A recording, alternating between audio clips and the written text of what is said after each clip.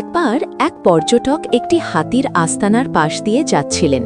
তিনি অবাক হয়ে দেখলেন বিশাল এক হাতিকে সামান্য একটা পাতলা দড়ি দিয়ে খুঁটির সাথে বেঁধে রাখা হয়েছে। হাতিটা চাইলেই দড়িটা ছিঁড়ে চলে যেতে পারত, কিন্তু সে চেষ্টা করছিল না।